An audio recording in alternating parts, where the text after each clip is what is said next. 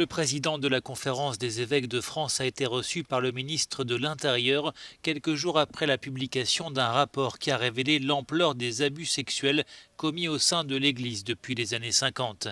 Monseigneur Éric de Moulin-Beaufort a appelé à faire de la protection des enfants une priorité absolue, insistant sur les dommages irréversibles des abus sexuels. On sait que l'intrusion d'un adulte dans le développement sexuel d'un enfant, c'est un traumatisme que l'enfant mettra toute sa vie, portera toute sa vie. Donc aujourd'hui, on ne peut pas faire comme si les enfants allaient oublier, ce qui est peut-être une explication du fait qu'on a négligé un peu la souffrance des enfants. Mais aujourd'hui, on ne peut plus le faire et il faut que nous prenions en compte ce fait dans l'Église et dans la société. Le président de la Conférence des évêques de France s'est en outre excusé pour ses propos maladroits prononcés au lendemain de la publication du rapport Sauvé. L'archevêque avait déclaré que le secret de la confession était plus fort que les lois de la République et ne pouvait donc être brisé.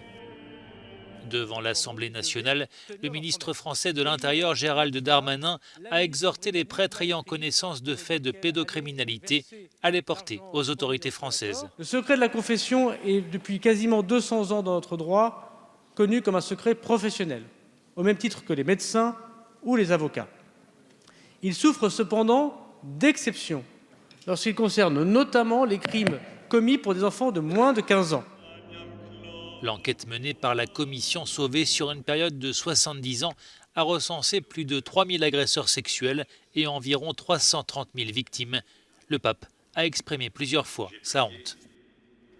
Et le discernement m'a été donné.